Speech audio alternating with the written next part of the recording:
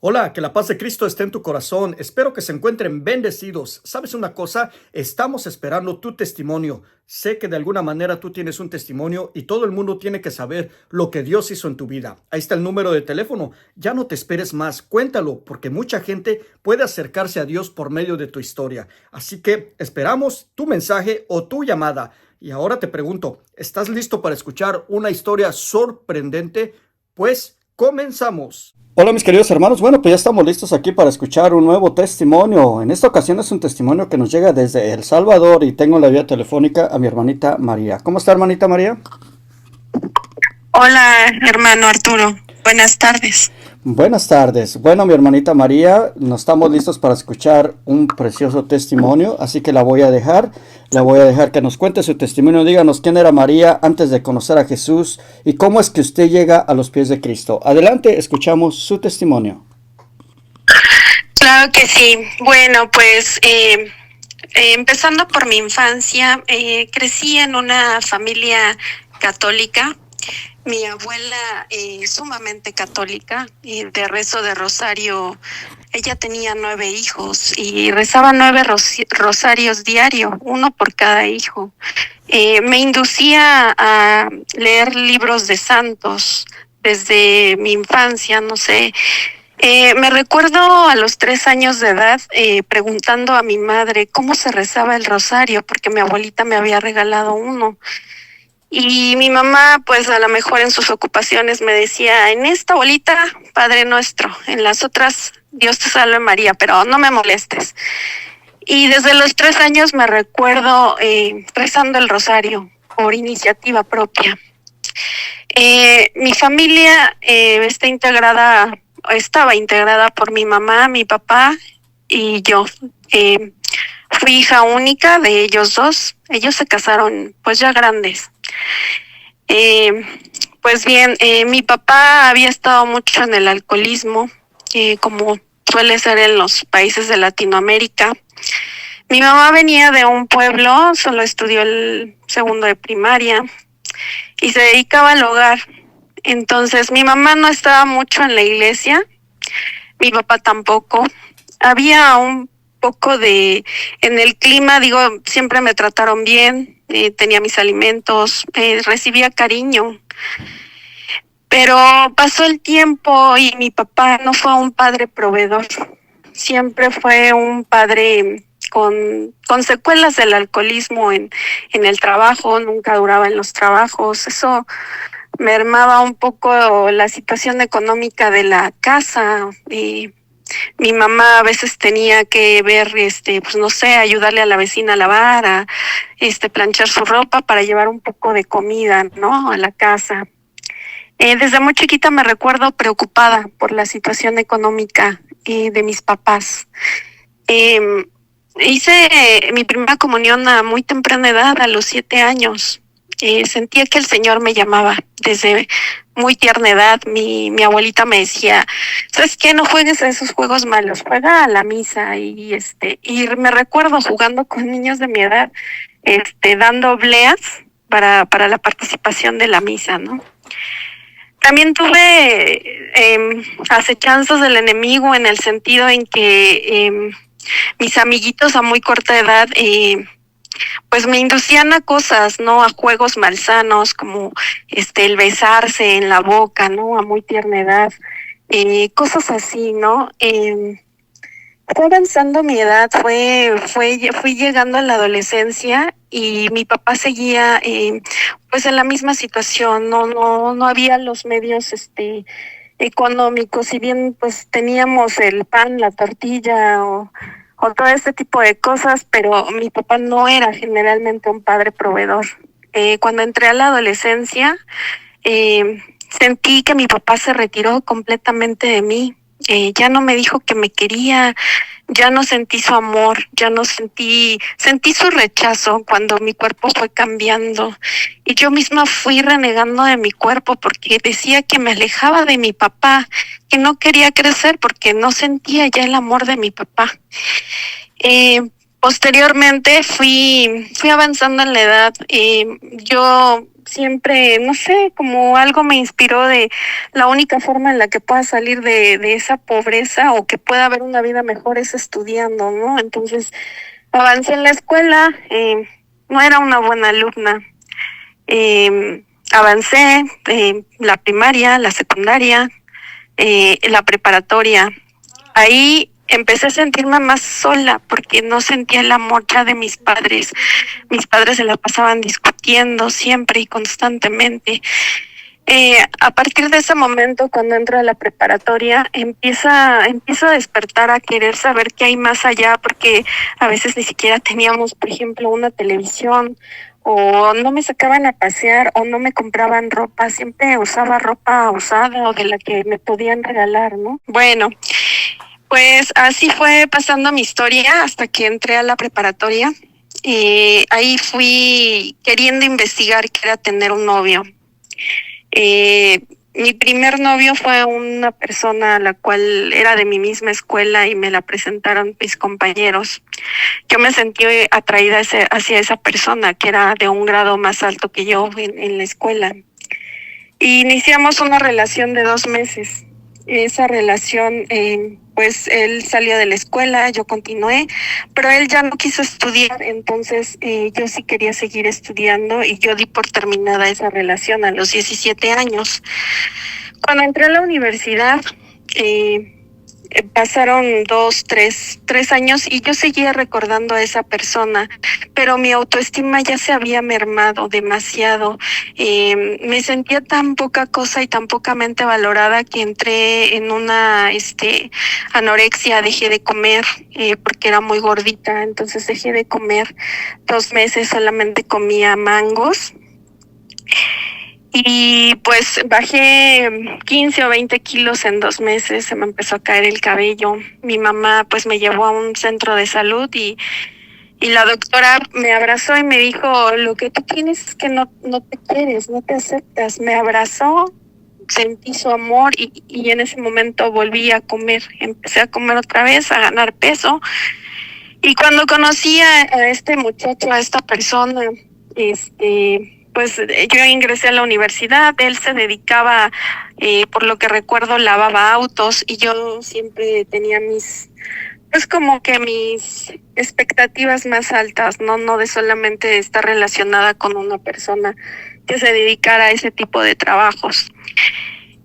Cuando avanza el tiempo, hermanito, yo siento una extraña sensación que no podía controlar de querer buscar a esa persona. O sea, era algo pues que ni siquiera tenía explicación, ¿no? Y teníamos una amiga en común y nos contactamos nuevamente.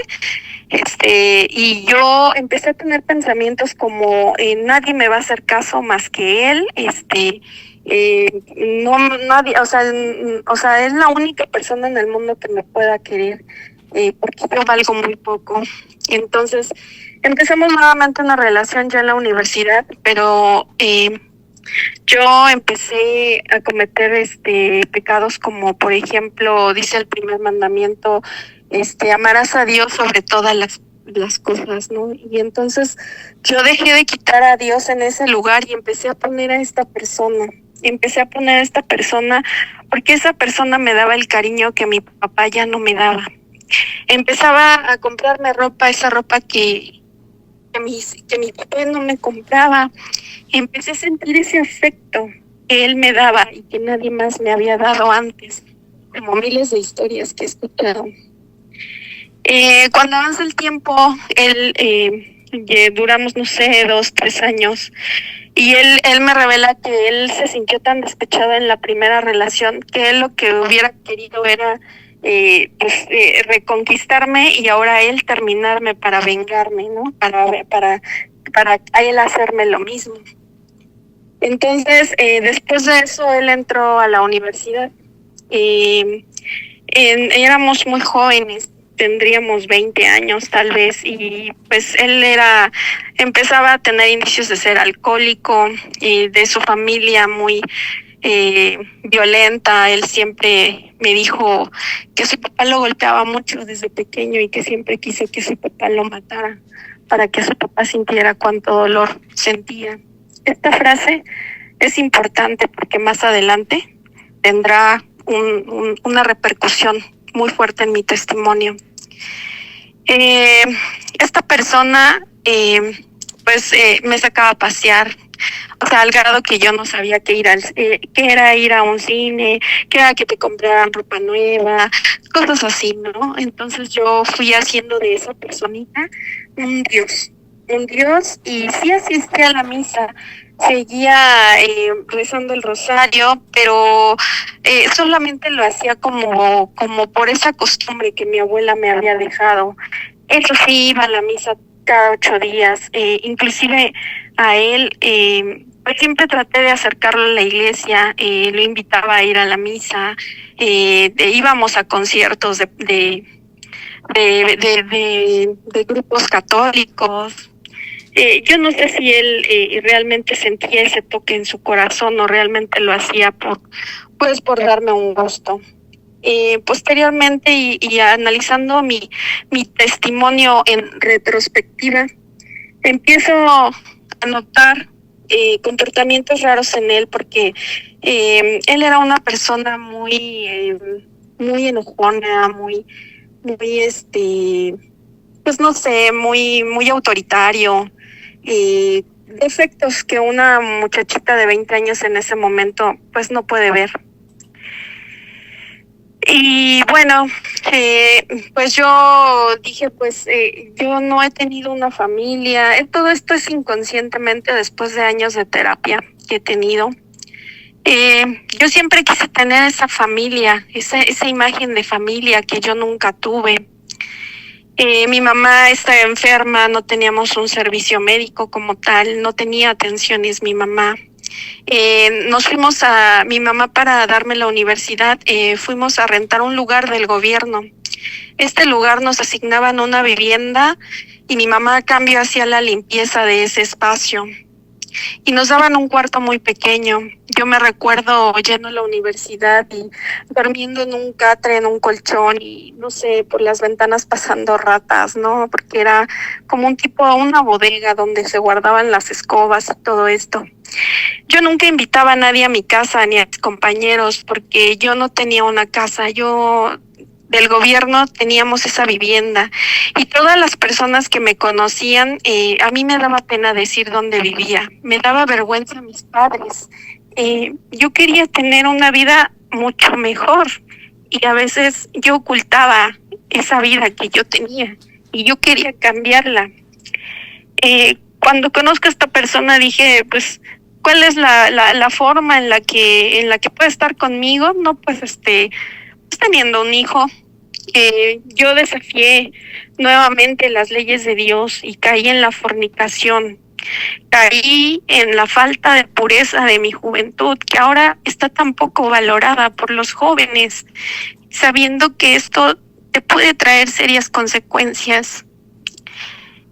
Pasaron muchos años antes de que yo estuviera embarazada. Cuando me enteré que estaba embarazada, yo le dije a esta persona y él me dijo que sí iba a ser responsable y todo. Mi mamá seguía yendo a planchar a las casas para darme ese dinero para la universidad. Yo ya casi había terminado la universidad, de hecho ya la había terminado. Ya había conseguido un trabajo dentro del gobierno también.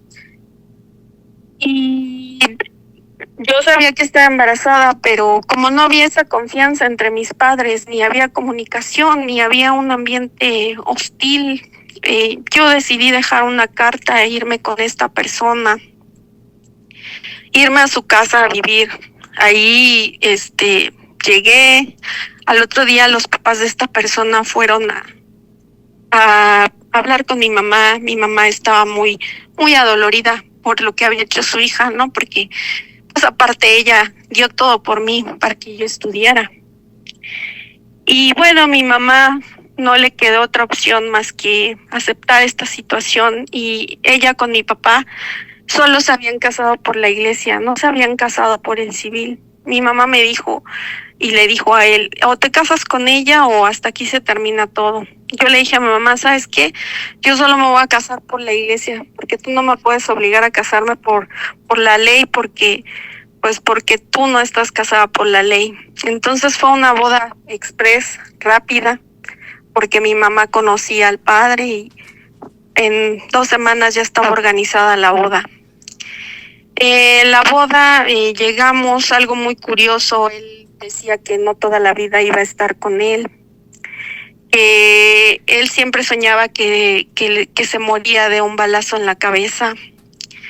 Que muchas cosas había sufrido en su infancia por violencia. Y yo no hacía caso de esto, yo decía, no, pues es un muchacho trabajador, es un muchacho que está estudiando, pues me va a sacar adelante, ¿no? Vamos a tener un plan. Yo también, con mucha inmadurez, porque yo decía, pues si no resulta, pues yo me regreso a mi casa.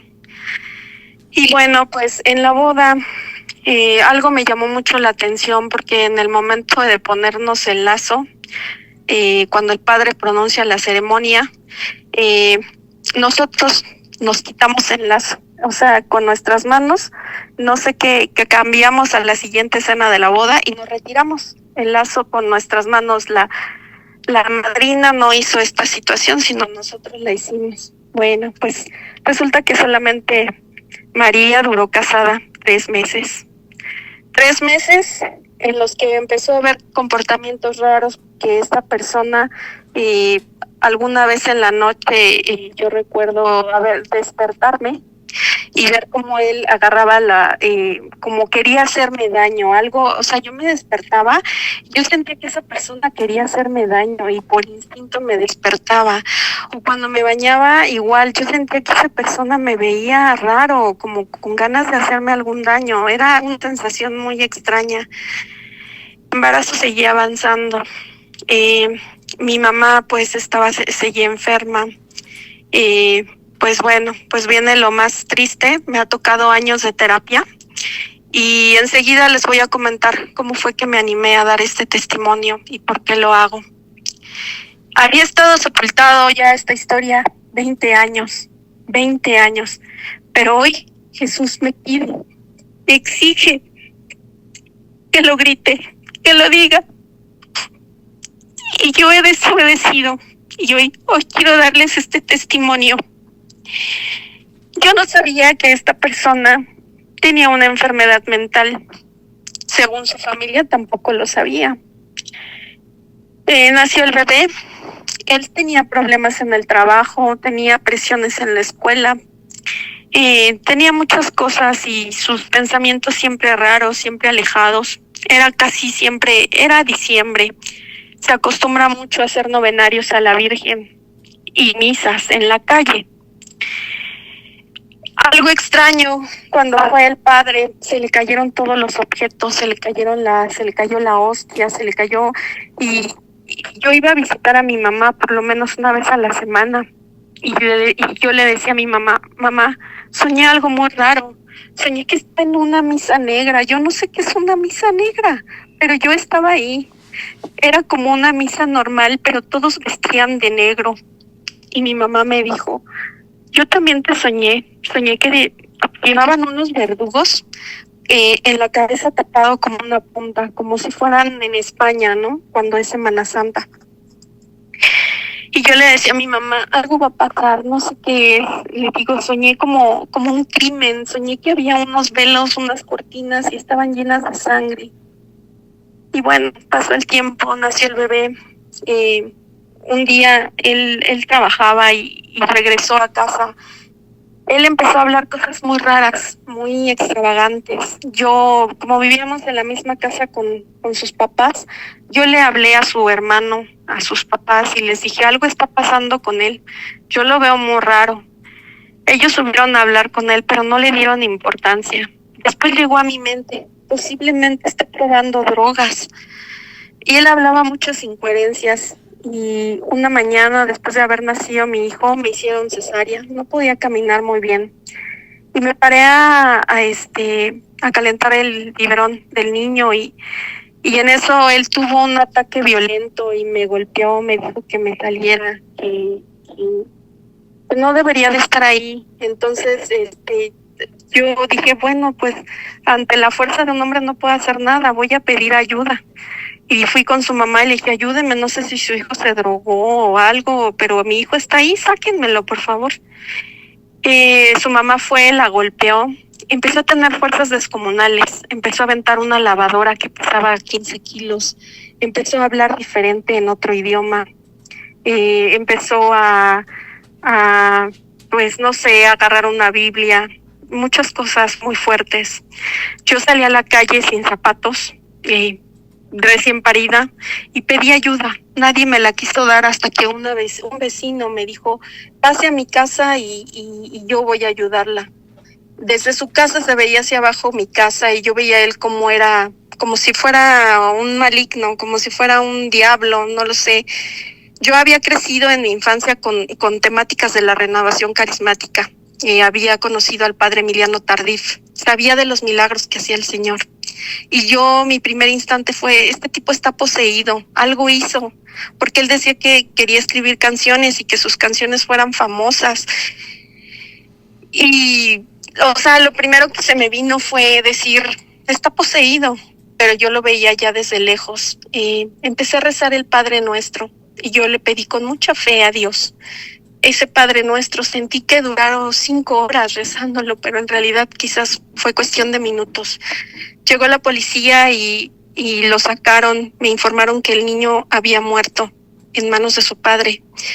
Esto me desconcertó, me choqueó, pero a la vez Dios hizo darme mucha tranquilidad en ese momento. No sé, fue algo muy inexplicable porque María había sido una niña tímida, poco valiente, no sé.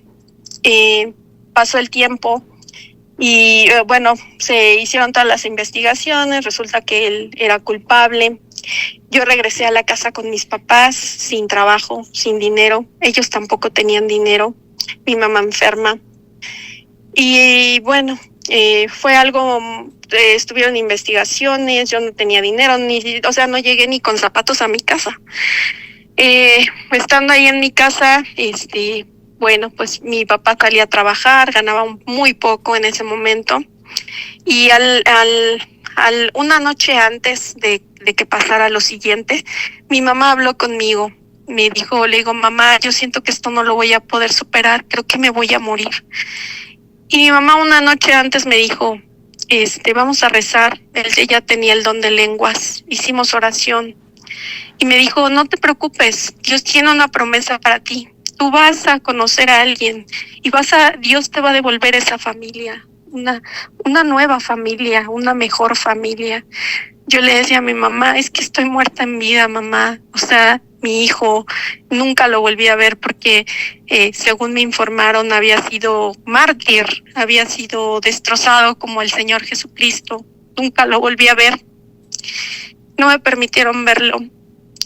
Al mes siguiente de que pasó esto, hermano, mi mamá le da un infarto y muere.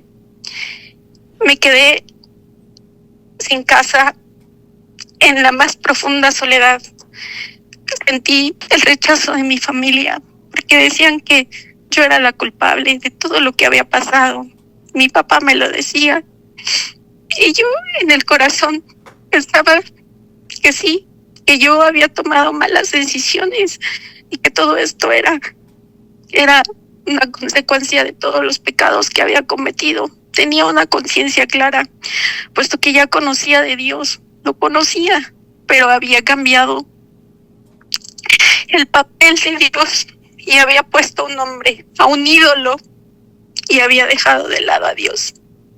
Yo no sentía tanto amor a la Virgen. Tal vez en Dios sí, pero en la Virgen muy poco. Cuando murió mi mamá, ni siquiera fui al sepelio porque me puse muy mal. Me internaron porque físicamente estaba yo muy mal. No teníamos dinero. Mi mamá fue enterrada con limosnas, igual que mi hijo, con limosnas de los vecinos y de las personas. Y yo le decía a mi mamá en su ataúd, dime que la promesa que me hiciste antes de morir se va a cumplir, porque si no, esto ya no tiene sentido. No sé cuál es el destino ahora para mí. Y le digo, si me escuchas y es verdad lo que me dijiste anoche, que alguien me regale un rosario. Pasaron los 9 días de mi mamá. Yo estaba muy sola. Mi papá, no teníamos dinero. La pasamos muy mal. Cuando terminaron los 9 días, pues también los 9 días fueron de limosnas de los vecinos, el pan, el café. Y alguien me regaló un rosario y me dijo, este rosario te lo manda tu mamá. Allí confirmé lo que mi mamá me había dicho una noche antes. Pasaron los días, yo sentía que flotaba en el aire. Yo no me sentía dentro de este mundo. Y me fui a un pueblo donde están algunos hermanos de un familiar, y cuando regresé de ese pueblo me dijo mi papá, llegó un sacerdote nuevo, es joven, a lo mejor él puede darte algo, ¿no? Yo me sentía muy mal, iba a la misa y yo sentía que me iba a morir.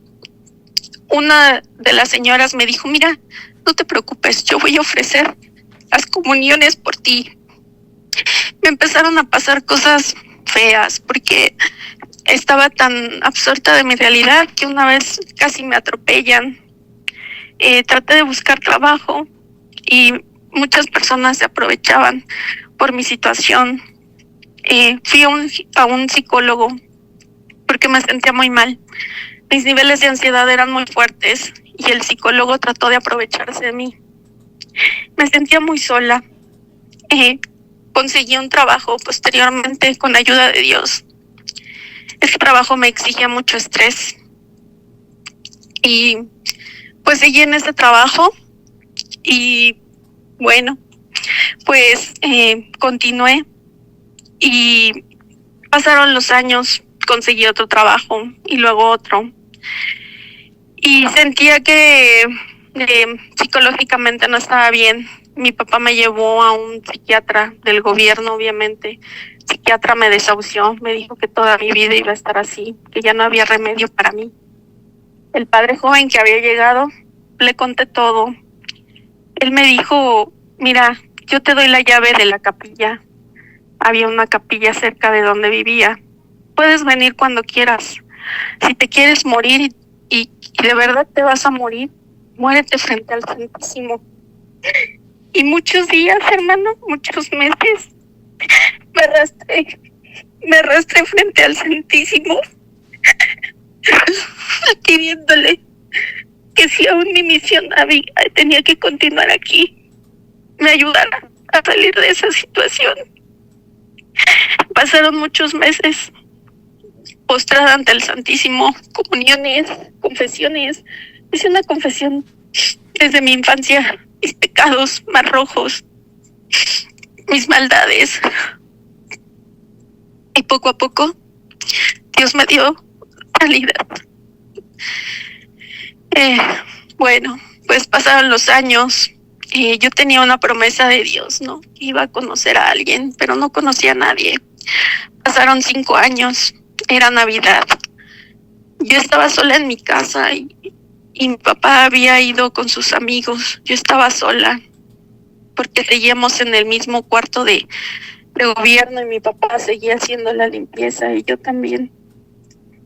Y una Navidad le dije a Dios, agarré un cuchillo y le dije, ya no, mi vida no tiene sentido, Señor.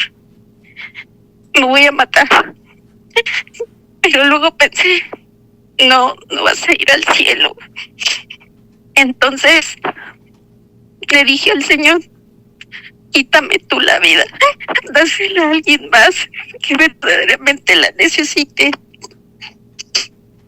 Me voy a dormir y cuando despierte, por favor, ya no quiero estar aquí, llévame. Se lo dije desde el fondo de mi corazón. A la mañana siguiente desperté, seguía viva. Por una extraña razón seguía viva. Continué en el trabajo y ese día pasaron los días y un día también estando de igual manera sonó el teléfono de la casa y era alguien que Era un muchacho que me iba a vender, quería venderme una tarjeta de crédito. Yo ni siquiera tenía dinero y posteriormente conocí a ese muchacho y resulta que fuimos saliendo como amigos. Ya muchas personas habían tratado de aprovecharse de mí. Y bueno, pues resulta que a través de los años, esa persona que quería venderme esa tarjeta de crédito, se convirtió en mi novio. Y yo nunca le he dicho nada. Le he dicho que mi pasado ha sido muy doloroso, pero la verdad es que no he revelado más. Posteriormente me casé por el civil con él. Tuvimos pues descendencia y mi vida empezó a tener un sentido claro, de lo que me había hecho mi mamá la promesa, ¿no? Avanzó el tiempo y pues continué con tratando de tener una vida normal. Ahí sentí que el Señor había restaurado mi vida, que había cumplido sus promesas, que me había dado una vida nueva, que me había sacado de ese lugar que a lo mejor había tenido, pues, pues no sé, a lo mejor pude haber muerto, ¿no? Yo no seguía, antes de todo esto, pues yo no olvidaba a mi hijo, ¿no? Antes de casarme, antes de tener este novio, este compañero. Y un día soñé con él, soñé con mi hijo y soñé que estaba Jesús ahí y yo atravesaba un lago y mi hijo ya estaba grande, tenía como 7, 8 años y traía un pantalón de mezclilla y una camisa a cuadros y me ve y se me lanza y me dice, mamá, te quiero mucho. Y yo le dije, yo también te quiero. Y nos abrazamos, nos fundimos en un abrazo y lloramos mucho. Y yo le decía a él, ganamos, licenciado, ganamos, no sé por qué decía eso. En eso apareció Jesús y me dijo, vete, todavía no ha llegado tu hora. Él estará bien aquí. Vi a mi mamá, vi que tomó al niño. Yo no platiqué mucho con mi mamá, pero ese sueño me reseteó, digámoslo así. Y bueno, pues pasaron los años, continué trabajando, pero yo sentía una culpabilidad porque este muchacho era soltero, nunca se había casado. Y entonces yo sentía sentía ataques del enemigo, ataques de como si alguien quisiera matarme constantemente. Siempre sentía eso, que alguien me quería matar. Entonces platicaba con padres y todo y resulta que dije, tengo que promover mi nulidad matrimonial porque esto no puede quedar así. Y me hice muy devota de la Virgen, ha sido mi madre, la suplente de mi madre. Y le pedí a la Virgen con toda mi alma que me ayudara a resolver esa situación. Fueron algunos años hasta que se me fueron presentando las cosas y le mandé una carta al Papa Francisco explicándole lo que había sucedido y él apenas había tomado posesión de su pontificado. Obviamente no me contestó él, pero me contestó su auxiliar. Me dijo que acudiera al tribunal eclesiástico. Acudí al tribunal eclesiástico, no con mucho éxito al principio, pero posteriormente conocí a otro padre y este padre me dijo, mira Mariana, casualmente yo voy a ir a la Rota Romana, tenemos una reunión en el tribunal eclesiástico en Roma y voy a exponer tu caso. Él fue a Roma, expuso el caso, se continuó con el trámite y al cabo de algunos meses se declaró nulo mi matrimonio debido a una pues que no me habían revelado la verdad sobre la enfermedad de él y que teníamos falta de madurez ambos. Y a raíz de eso empecé a comulgar, empecé a continuar en la iglesia y bueno, así fue mi caminar por muchos años, años más poco más felices, ¿no? Entonces, el motivo por el cual he decidido dar mi testimonio es porque después de casi 20 años, hace 3 días, yo viendo las redes sociales y vi un video de una persona que le hace entrevistas a los que están en la cárcel y lo vi a él dando su historia, diciendo que él no sabía que estaba enfermo. Y bueno, pues que él ya se había casado, que tenía ahora descendencia y que seguramente estaba próximo a salir, a pesar de que le habían dado casi 50 años, pues que iba a salir, ¿no? Diciendo que la persona con la que había estado primero, o sea, yo, no le di apoyo, ¿no? La verdad, él dijo sus motivos, yo he dicho los míos ahora aquí con usted. Y bueno, el motivo de mi testimonio es dicen que antes en la iglesia primitiva se confesaban al aire libre frente a muchas multitudes. Yo sé que usted tiene un auditorio muy grande y hoy quiero confesarme como en la iglesia primitiva. Hoy, frente a todos ustedes, hermanos, quiero perdonar públicamente a la persona que yo he sentido que me ha hecho mucho daño. Quiero perdonarte a ti, donde quiera que tú estés. No sé si algún día escuchas este audio, no lo sé. Pero yo te perdono en el nombre de Jesús. Te perdono para toda la eternidad. Y quiero que algún día sientas su presencia en tu corazón. Yo no sé si tú tengas algo físico o espiritual, no lo sé, pero no te deseo ningún mal. Te bendigo en el nombre de Jesús y aunque nunca me pediste perdón por aquella ofensa tan grande, hoy yo te perdono en el nombre de Jesús para siempre. En mi corazón no hay odio hacia ti. Te deseo lo mejor y así como el Señor restauró mi vida y que no sé cuándo termine, deseo que tú también tengas una vida larga, llena de conversión, que rehagas tu vida y te deseo lo mejor. Desato en el nombre de Jesús todas las promesas que nos hicimos, todo el daño que nos hicimos uno a otro. En el nombre de Jesús, en mi corazón no hay rencor. Yo te perdono para toda la eternidad. Nada me debes, nada te debo.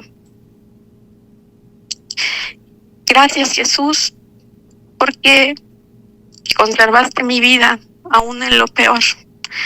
Y bueno, pues yo les digo a las mujeres que atraviesan una situación difícil que analicen muy bien con qué personas se relacionan. A veces las mujeres ponemos a esos hombrecitos en el lugar de Dios. Ponemos muchos dioses y más ahora que veo que mi historia no es la única. He visto historias donde sucede lo mismo. Actualmente los hijos matan a los padres a los hijos. Hay aborto. Hay muchos pecados muy graves que están ofendiendo al Señor. Y Él está triste por eso. Yo los exhorto a que tengamos una verdadera conversión hacia el Señor, hacia la Santísima Virgen, nuestra Madre. Ellos nos esperan, nos abren las manos, quieren que nos arrepintamos. Y hoy, hermanos, me confieso pecador ante ustedes. Y mi vida llena de misericordia por el Señor. Hoy quiero decirles que conviertan su corazón hacia el Señor. Es todo, hermano. Amén, hermanita. Pues, hermana, agradecemos muchísimo. Gracias, hermanita María, por haber abierto su corazón y por haber compartido con nosotros este tremendo testimonio, mi hermana.